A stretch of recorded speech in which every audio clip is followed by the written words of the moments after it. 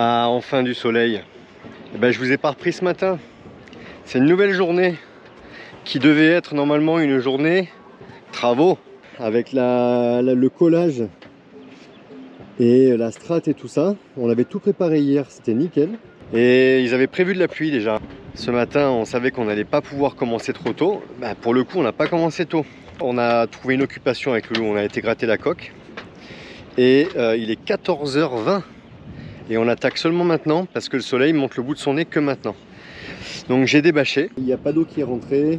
C'est top. Je vais mettre mes pièces de bois. Un dernier essai à blanc. Et je prépare ma résine et c'est parti pour le collage direct. Comme ça on perd pas de temps. Et au moins ce soir il y aura le tissu d'arrachage, ce sera nickel, on sera opérationnel. Il pourra repleuvoir s'il faut dans la nuit, après c'est plus un problème.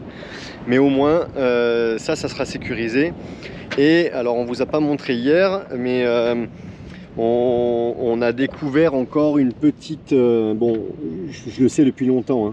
Là où il y a les boutons à pied, là, ils ont fuité, pas toujours pour les mêmes raisons. De toute façon, c'est la même chose partout.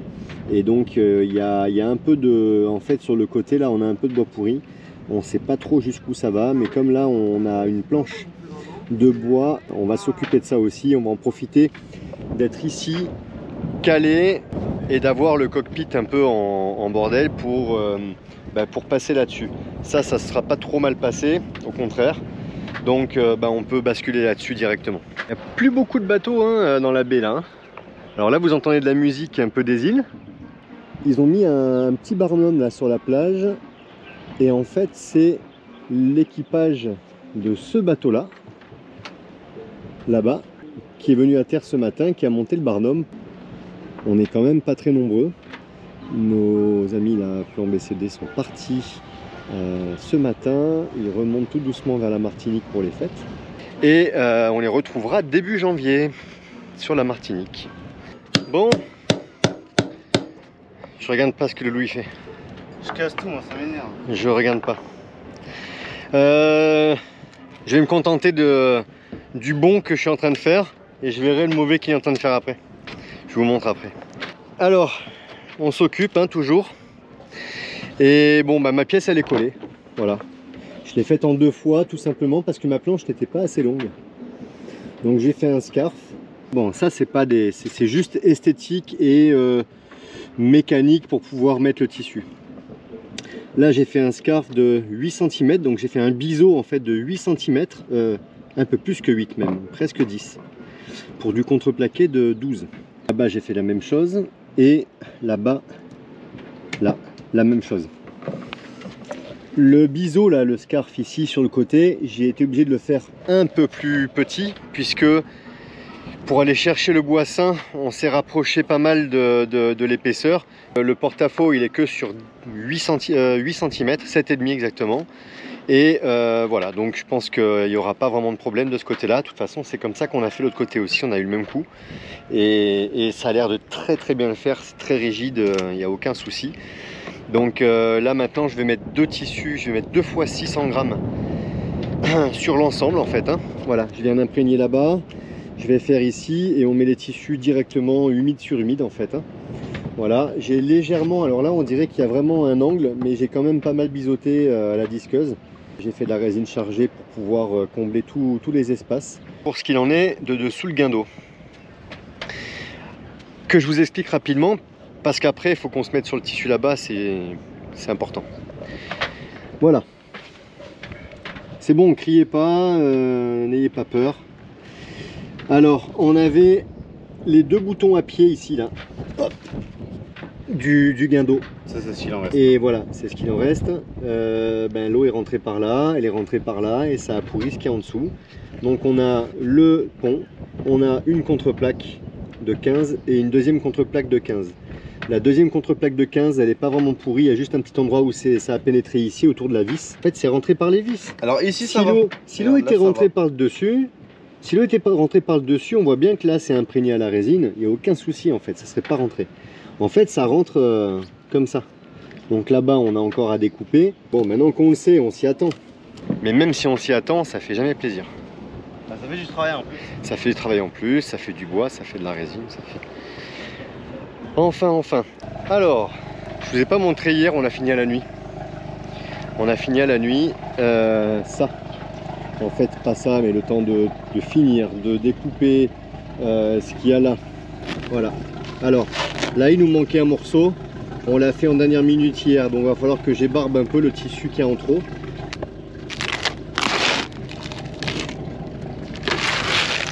C'est une reprise, hein, donc en fait sur les côtés, je suis sur 5 bons centimètres sur l'ancien tissu qui a déjà été mis à côté.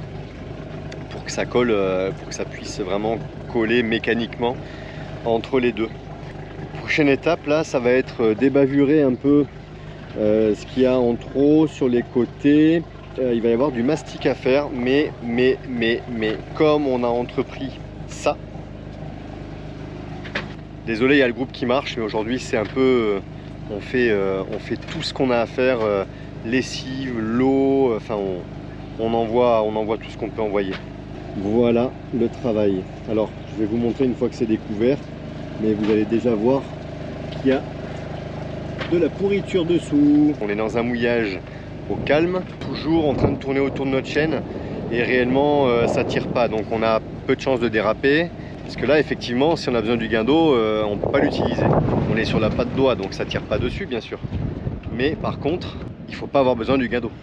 Le programme d'aujourd'hui, comme la pointe tribord là est sécurisée, elle est étanche, il n'y a pas de problème. Il manque que le mastic à faire. On va le laisser de côté pour l'instant. On va faire la partie guindeau.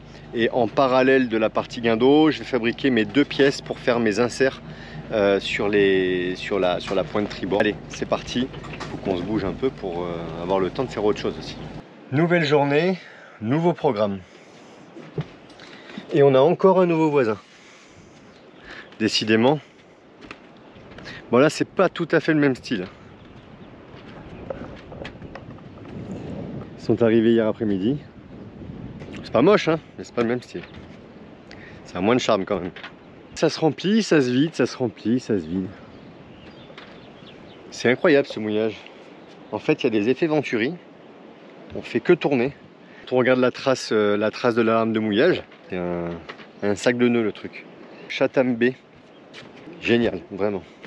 L'eau est d'une clarté, c'est incroyable. On voit tous les petits poissons. Il y a des thasards qui chassent ces petits poissons là en permanence. C'est un truc de fou. Hier matin, on a gratté la coque avec Loulou. On a vu 2 raies. Juste comme ça en grattant la coque. Il fait un peu maussade aujourd'hui, hein. On a un petit peu de nuages. Heureusement on fait tourner le groupe et tout, c'est pas aujourd'hui qu'on va charger beaucoup dans les batteries je pense. Qu'est-ce que ça dit? Ben, je gratte. C'est encore pourri là ou pas? Non, ça a l'air d'aller.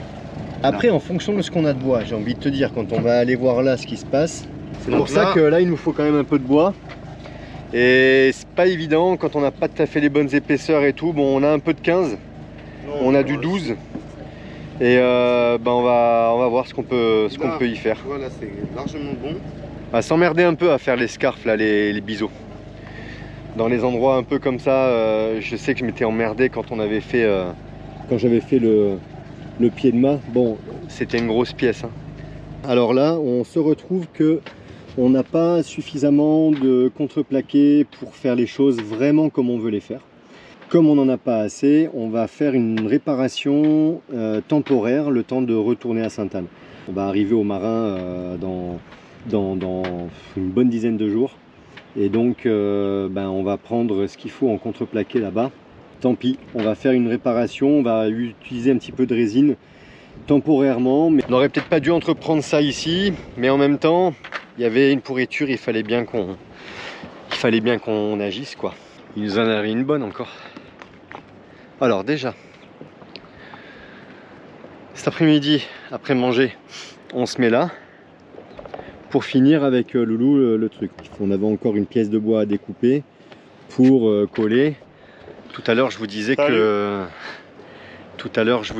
qu'on avait une réparation de fortune à faire avant de revenir au Marin et de de faire une réparation un peu plus sérieuse au marin. Du coup, Loulou regarde la météo, radar, il me dit il y a plein de grains cet après-midi, il faut qu'on bâche. Ok. Donc on bâche vite fait, on se dit bah, on a bâché, il est 15h, voire 15h, non il était 15h30. On a dit bon allez c'est mort, 15h30. Plusieurs grains. Voilà, il prévoyait vraiment des grains et tout, on a dit c'est pas la peine. Finalement je dis allez, tant pis, perdu pour perdu. Ben, ça fait 3 jours qu'on est là, on n'a même pas encore été à terre. Je dis perdu pour perdu, je vais aller courir, je vais visiter vite fait un peu, je vais me faire un tour à pied. Je vais faire mon tour, forcément comme d'habitude, hein. Je mets mon téléphone dans le sac, en plus dans une poche étanche et tout, dans mon dos quoi. Ils prévoyaient des grains, je dis au pire des cas, course à pied, ça ne me dérange pas trop qu'il pleuve, mais par contre pour le téléphone, voilà, je le cache bien. Je fais mon tour et je reviens, je dis quand même, je vais regarder mon téléphone par acquis de conscience. 8 appels n'a manqué. Je dis, qu'est-ce que c'est ce délire? Je regarde et j'avais la vue sur le bateau, j'étais tout en haut de la colline. Je regarde et je vois du remous derrière le bateau, au moment où j'appelle. Je dis, qu'est-ce qui se passe et tout, machin. Loulou, il décroche, il dit, ben on a décroché, on a dérapé avec le bateau, machin, bon. En fait, voilà, on a une bouée d'aurain qui est un peu balèze. On a, il y a un copain là-bas qui arrive. On a une bouée d'aurain qui est balèze. Et au moment où Loulou me dépose avec l'annexe au ponton, il me dit ah la bouée d'aurain elle est un peu sous l'eau. Ah bon, elle est un peu sous l'eau, ok. Voilà, la bouée d'aurain elle est quand même balèze. Après elle était à bord du bateau, hein. C'est pas un truc qu'on a acheté, voilà. C'est déjà ça taille de ma tête. Je dis bah elle est sous l'eau, c'est pas grave. Écoute, au pire au retour tu vas jeter un coup d'œil, mais c'est déjà arrivé qu'elle se mette un peu sous l'eau. Il y a 2 jours ça l'a fait. J'ai été tellement qu'on tourne ici en fait, parfois la chaîne passe dessus. Voilà, des fois la chaîne passe sur la petite garcette, la petite ficelle de la bouée d'aurain. Ok. Bon, pas du tout inquiet, ça fait 3 jours qu'on est là, on n'a pas été à terre une seule fois. Ici on tourne pratiquement que sur notre chaîne en fait. On tourne autour de notre ancre et en fait on est rarement tendu sur notre ancre. La bouée d'aurain cumulée, donc qui s'était mis juste au-dessus de l'ancre, mais en faisant un U, passant sous la chaîne, avec une grosse rafale, ça a décroché notre ancre. Vous me croyez si vous voulez, ça a décroché l'ancre. Donc quand je suis revenu, j'ai plongé à l'arrière. Oh, comme par hasard, la seule fois où on s'est baigné quoi, on s'est baigné une dizaine de fois depuis qu'on est là. Ouais. On voit tout le temps le fond, qu'il soit minuit, n'importe quelle heure, on voit tout le temps le fond. Oh, là j'y vais, il était quoi, 15h30, ouais. 16h. On voyait rien. Je voyais pas le fond. Je me suis dit, ah bon, j'y vais en annexe, j'attache l'annexe sur le taquet de devant, et puis je plonge, vu que c'était attaché à la patte d'eau, enfin au niveau de la patte d'eau. Je dis au moins je suis à côté, et puis je vois direct. Et le temps que j'arrive et tout, je plonge, donc j'enlève la bouée, et au moment où est-ce que je regarde, je vois la bouée qui fait un U, enfin le bout qui fait un U comme ça, et l'ancre d'un côté, pendu, et la bouée beaucoup plus haut, et l'ancre pendue et la chaîne qui fait un U, en fait, une boucle beaucoup plus loin quoi. La bouée d'aurain, la flottaison de la bouée d'aurain plus la rafale, et ben ça a fait décrocher l'ancre. Pourtant, l'ancre on la voyait pratiquement plus, elle était sous le sable, mais il y a tellement de profondeur de sable, 3 jours qu'on est là, pas une seule fois à terre. La seule fois où je décide d'aller courir, il faut qu'il arrive un truc de fou. Et bon, ça va, il n'y a personne autour de nous. Voilà. En fait, à ce moment-là. Gilles à côté, un copain, Gilles, et il a demandé, il a vu que ils avaient démarré les moteurs. En plus, on est en travaux là avec le guindeau.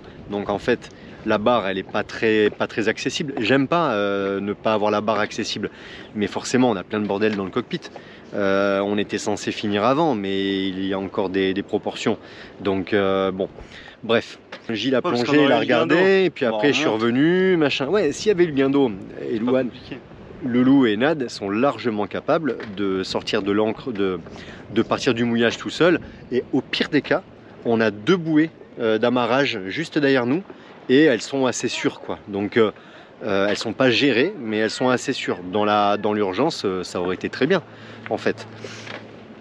Sauf que on n'a pas de guindeau. Et coucou tout le monde. Oh, je crois que ça faisait un moment qu'on ne s'était pas vu. En train de finir les stocks des courses qu'on avait fait. On avait fait quand même pas mal de courses. On a fait quand même pas mal de repas. On est parti le 1er décembre. Je sais pas, mais ça fait bien plus de 15 jours qu'on est là. J'étais partie avec 4 plaques d'œufs. Il me reste 2 œufs. Du coup, pour le matin, le petit-déj, on n'a plus rien. Donc, je vais faire un gâteau basique. Je vais faire un gâteau style yaourt, mais sans yaourt et sans œufs. Voilà. Alors, je vous montre ce qu'il faut. 400 g de farine. J'ai mis un sachet, je ne sais pas si vous le voyez, un sachet de levure qui fait aux environs de 10 grammes. 200 g de sucre roux. 160 ml d'huile végétale basique et 300 ml de lait. Et on rajoute tout ça petit à petit là-dedans, on mélange et je vous montre après.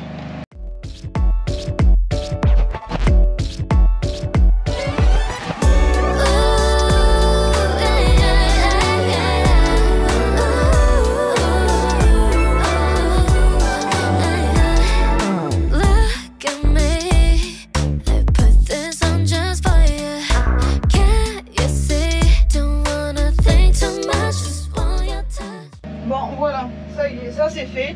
Alors je le mets toujours, je mets toujours 2 plats, voilà, parce que je me dis si ça gonfle trop et que ça déborde, ça déborde là et pas dans mon four, parce que mon four n'a pas de plaque, c'était en option, hein, la plaque dans le four.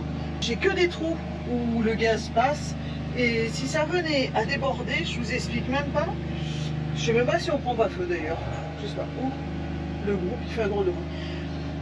Donc voilà, donc ça c'est fait, j'envoie au four, je vous montre ça tout à l'heure. Ça y est, j'ai sorti le gâteau du four. Bah il est bon. Troisième jour de travaux là sur l'avant. Bon, comme je vous ai montré hier, alors on vous a pas montré le reste hier. Je vous avoue que je vais vous expliquer pourquoi après. Vous comprendrez. Voilà, on a là-bas la zone elle est étanche, sécurisée. Il y a la strate qui est faite, pas de problème. Le seul truc c'est que comme on a attaqué des petites choses sur le guindeau, ça prend plus d'ampleur que prévu. Ça implique 2 choses. Ça implique que on ne peut pas finir correctement la réparation comme on n'a pas suffisamment de matos. Du coup on va en consommer plus. Bah oui, parce qu'en fait on va faire une réparation un peu à l'arrache, pas à l'arrache mécaniquement parlant, mais à l'arrache dans le sens où on va devoir le reprendre. Comme on a commencé à investiguer, il a fallu qu'on aille voir un peu jusqu'où ça allait. Bon, maintenant on a une bonne idée de là où ça va. Bah là c'est bon. Ouais, mais on reprendra en fait. Oui. Là on fait une réparation un peu comme ça. J'avais de l'Erex, c'est de la mousse polyuréthane. Et donc on fait une réparation comme ça, on va restrater et on redémontera ça à Sainte-Anne, aux marins. Quand on pourra avoir du contreplaqué, et là on fera vraiment une réparation durable, mais au moins en faisant comme ça, ça peut nous permettre d'utiliser le guindeau normalement. L'idée c'est d'avoir quelque chose qui tient. Bon on n'aurait pas dû ouvrir là, en même temps on s'est dit allez on y va, et puis quand il faut y aller, des fois il faut y aller aussi quoi. C'est pas très grave. En fait on pensait pas que ça venait jusqu'ici. Ouais. Jusque là on aurait eu largement assez. C'est ça, on pensait que c'était que ici quoi. Et puis quand on regardait de la baille à mouillage, on a une seule contreplaque qu'on pensait. Ouais, là en fait on a une sacrée épaisseur, hein. On a 4 plus 18, enfin 40 plus 18, on a 50, vous imaginez, on a 58, on a presque 60 au niveau de la contreplaque du guindeau. Vous allez me dire c'est normal, hein, c'est un guindeau, ça tire un peu sur la chaîne quand même. Bon, bien qu'au mouillage on est évidemment sur la patte d'oie, mais quand même. On va faire ça comme ça, on va stratifier, on prendra au marin. En ce qui concerne la pointe là-bas, j'ai la charge pour faire le mastic, là, le mix fil. On vous montrera une fois fini. C'est tout dégueulasse. Bah ouais, il a plu, on va refoncer. Oh la vache. Alors? J'attends papa. Vous en êtes où? Bah en colle. Avant la nuit. Hein? Vous allez réussir à coller avant la nuit? C'est pas très conventionnel ce qu'on fait, hein, mais tout dégueulasse. On est un peu obligé de composer avec ce qu'on a. Le temps qu'on rentre en Martinique et qu'on puisse avoir le matos pour, parce que là c'était pas prévu non plus de démonter le guindeau, mais on s'est aperçu que ça bougeait quand même pas mal. Par sécurité on s'est dit quand même qu'il fallait mieux le refaire, quitte à le refaire en 2 fois, pour être sûr du mouillage aussi, qu'on ne se retrouve pas avec une galère comme hier. Ces choses qui peuvent arriver, qu'on décroche, voilà. En dépannage, le temps de rentrer en Martinique, on va rentrer quand, début janvier?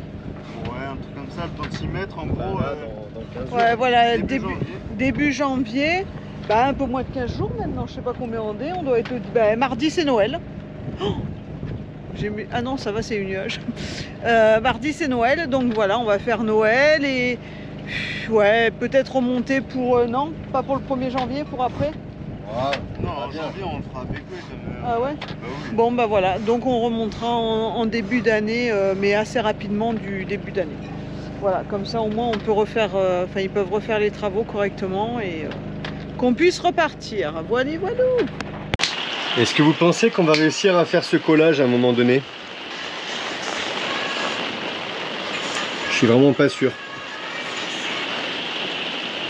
Heureusement que la saison cyclonique est terminée. On disait, on a rarement eu cette météo pendant la saison cyclonique. Ça a dû arriver quoi, en tout et pour tout 2 fois. Ouais, 3 fois. Pour avoir en fait cette météo là, du moins autant à répétition pendant 2-3 jours.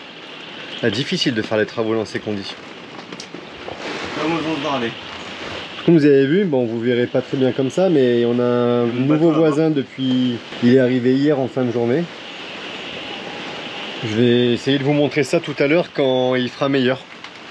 Bon ben on va pas perdre notre temps, on va manger un morceau. Et puis en espérant que les grains vont cesser, qu'on puisse au moins coller. On a fait toutes nos pièces, il reste plus qu'à coller. C'est quand même pas mal que ça se calme et que ça nous laisse quelques heures de répit. Eh ben on a fini de manger, mais c'est pas beaucoup mieux. Qu'est-ce qu'on fait? On débâche pas. Ouais, on met un peu toutes sortes de choses, hein. Bon, on avait sorti le paddle pour le gonfler, qu'on était dans des beaux mouillages là. On l'a laissé dehors parce qu'on va bientôt aller au Tobago dans quelques jours et je pense que ça peut être pas mal de l'avoir gonflé. Bon, en attendant, il a une autre fonction. Pratiquement tous les jours, on a un voisin de mouillage différent. Bah là, aujourd'hui, c'est le Emerald Sakara. Alors on dirait un yacht de luxe, privé, mais en fait non. C'est un yacht de croisière. 110 mètres de long pour 16 mètres de large. Quand même. Excusez-moi du peu, 110 mètres de long. Franchement, la météo, elle est pas terrible du tout. Là, on a, là c'est plutôt, on va dire que le nord c'est là-bas. Voilà. En fait, on fait que tourner. Les vents, ils sont changeants. Bon, là-bas, du coup, c'est vers l'ouest. Ben, là-bas, c'est un peu plus au sud. Et si je vous montre là-bas derrière, ben voilà, c'est pas terrible. Ce mouillage, il est génial. Franchement, on adore. J'ai un petit coup de cœur là pour le mouillage, pour l'endroit, parce que on avait déjà bien aimé l'autre partie de l'île qui a été malheureusement dévastée. Je ne connaissais pas cette baie, elle est vraiment super sympa. L'eau, elle est claire pratiquement tout le temps. C'est vraiment génial. Le seul truc, c'est qu'il y a énormément de courants qui tournent. Je crois que ça va être mort pour les travaux aujourd'hui. J'ai gardé mon t-shirt de boulot, mais je pense que je vais pouvoir l'enlever. Bon, il y en a qui ont trouvé de quoi s'occuper. J'essaye de pêcher. Mais j'ai pas de poisson, j'ai pêché un arbre. Vous avez remarqué qu'elle a dit pas je pêche. Elle a dit j'essaye de pêcher. Regarde. Ah ouais, c'est quelque chose. Ah ouais, mais moi c'est toujours le bordel le truc. On va aller voir parce qu'il y a un autre pêcheur derrière. Puis on a les voisins, ils nous piquent tous nos poissons. C'est activité pêche. Alors on a regardé, chose d'intéressant. Dans tout le parc là de Saint-Vincent et les Grenadines, je sais plus si Sainte-Lucie c'est compté aussi, mais en tout cas Saint-Vincent et les Grenadines, en fait on a le droit. Alors la pêche au harpon est strictement interdite. La pêche à la traîne, donc quand on est en nave, comme on a pris le thon et tout, ça c'est autorisé, c'est toléré ils disent. Et la pêche à la ligne est autorisée aussi. Ça veut dire qu'on a le droit de pêcher à la ligne derrière le bateau. C'est les deux seuls modes de pêche autorisés. Le harpon est interdit et on n'a pas non plus le droit d'aller prélever les langoustes même à la main ou au lasso ou quoi que ce soit. C'est interdit. Bien sûr, on n'a pas le droit non plus, même pas le droit d'acheter des langoustes en dehors de la saison pour les langoustes, c'est-à-dire du 1er mai au 1er septembre, non, du 1er mai au 30 septembre ou dans ce goût-là. Donc bon, c'est bien qu'il y ait des réglementations. Et bien sûr, on n'a pas le droit de pêcher pour faire du commerce, donc c'est à des fins non commerciales. Et toi, ça mord mieux? Je tente un truc que j'ai... Tu tentes un truc? Ouais, dans une mitraillette. Est-ce que tu crois que si je vais nettoyer un peu sous le bateau, je risque de me prendre un hameçon dans quelque part ou pas? Pas de ma part en tout cas. Pas de ta part? Ça veut dire qu'il a confiance en lui, mais il a peut-être un petit peu moins confiance en sa mère. C'est ça? Non. Non. Le poisson il saute là, il bouffe pas mon truc. C'est dommage.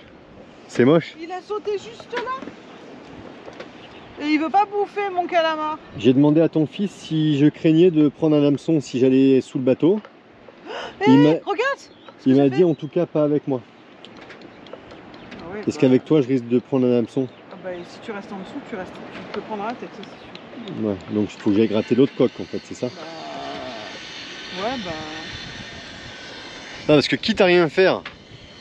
Mais je vais trouver des occupations. Oui, tu vas me trouver. Ouais, non, mais moi aussi je m'en trouve les occupations. Bon, de toute façon, ils se font la guerre. Ils se font la guerre, ils veulent pas se piquer les poissons. Ah, mais c'est pour ça que vous arrivez pas à pêcher. Les voisins, ils pêchent tout. Je t'ai dit tout à l'heure, elle pique tous les poissons. Attends, je vais aller faire du bruit à la nage là-bas à côté d'Allego. J'ai dit à Loulou d'aller en dessous et de couper tous les fils. Je m'en fous, je vais aller décrocher une encre. Trop tard, c'est déjà fait. Surtout qu'il l'a remise. Surtout qu'il l'a remise, ouais. C'est Gilles qui a remis l'encre hier, qui a aidé Nad et Loulou à remettre l'encre. Finalement, on va aller chercher de la terre pour mon aloe vera à terre. Dans 5 minutes, on en prend une grosse. Et là, je pense effectivement, là, je sais pas si on voit, ça fait un rideau là-bas. Voilà, et on entend les gouttes tomber sur l'eau comme un... Je pense que tu peux fermer ta boîte à pêche. Ouais. Oh là là, vite. On peut se dire, ah ben, on est inconscient, on est dans un mouillage, on n'a pas notre gain d'eau. On commence à en faire un peu des mouillages quand même depuis quelques mois. Ça fait pas Et en 3 fait, jours, on est là depuis samedi. mais c'est ça, c'est qu'en fait, à un moment donné, on a quand même essayé de choisir un mouillage où on a attendu 3 jours pour être un petit peu rassuré sur le fait qu'on ne bouge pas. En tout cas, la bonne leçon, la conclusion de cette histoire, c'est que notre bouée d'orin, en fait, elle me plaît pas. Si on avait une bouée d'orin plus petite, et bien en fait, au pire des cas, elle s'en mêle autour de la chaîne, mais à aucun moment, elle aura suffisamment de flottabilité pour tirer l'ancre vers le haut. C'est réellement, on a commencé à prendre des bonnes rafales hier, et en fait, très brève, mais un peu costaud. Et je pense qu'une bonne rafale avec la bouée d'orin, ça a suffi. Il suffit que peut-être on ait tourné dans un sens un peu opposé, ça a suffi pour nous faire décrocher l'ancre. Quand on vous dit qu'il y a un temps pourri, c'est un temps pourri. Heureusement, on n'a pas débâché. Hein. Si on décroche dans un endroit comme ici, en gros, on déraperait un tout petit peu, mais l'ancre, elle est enfouie sous du sable.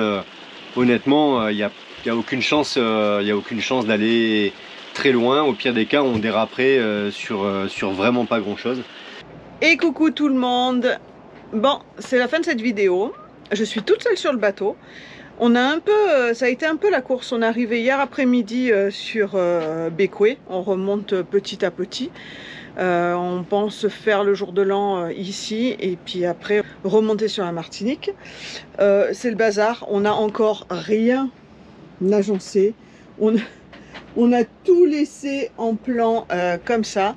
Les garçons sont partis voir si ils avaient la possibilité de racheter des bidons de gasoil sur Bécoué et faire 2-3 courses parce qu'on est vraiment sur la fin des stocks. J'avais racheté une boîte de 30 œufs à Canoine, mais là il manque des œufs forcément. Donc œufs, lait, ils sont repartis pour aller chercher des œufs, du lait. On n'a plus de viande du tout cette fois-ci. Il nous reste un magret de canard et une boîte de lardons. Donc si des fois ils croisent de la viande, on ne sait jamais. Moi je me suis occupée quand même Je me suis fait les crêpes. J'ai coupé mes oignons et j'ai mis les darnes. Je vous rassure, c'est les darnes qu'a pêché Leader Price.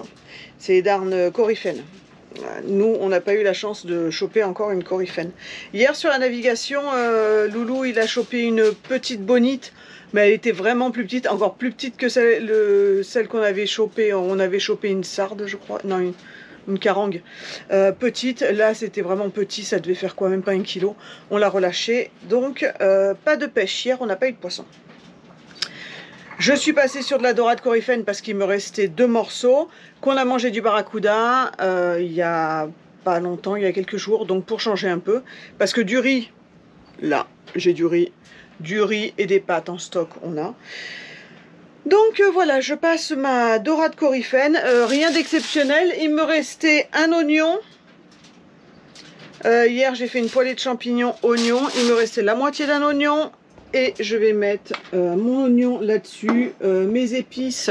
Et je vais mettre ça à mijoter dans le four, tranquillou, en espérant que le gaz ne me lâche pas. À chaque fois je dis ça. Mais bon, j'ai fait les crêpes ce matin, donc le gaz ne m'a pas lâché. Mais j'ai vraiment l'angoisse du gaz, parce que si le gaz nous lâche là maintenant, je suis pas sûre qu'à Beko il recharge les bouteilles. Je sais qu'à Ronette B, a priori, il recharge les bouteilles. A priori. Donc, faudrait pas qu'on tombe en panne. Sinon, ben voilou. J'espère que cette vidéo vous a plu, que les fêtes de Noël se sont bien passées. Nous, on a fait ça tranquillou au barbecue, on s'est régalé, on a fait ça avec les copains et c'était super sympa. On est reparti le lendemain, on a fait une belle plongée, il y avait beaucoup de courant quand même, mais ça vous le verrez dans la prochaine vidéo. Il y avait beaucoup de courant au Tobago, donc ça a été sportif. Sinon, je vous fais un gros bisou, n'hésitez pas à vous abonner, laisser des commentaires, un pouce, de gros bisous à tous, passez une belle journée, non une belle soirée, parce que vu l'heure qu'il est, c'est soirée chez vous, passez une belle soirée, et puis on vous dit à bientôt, bisous, ciao ciao.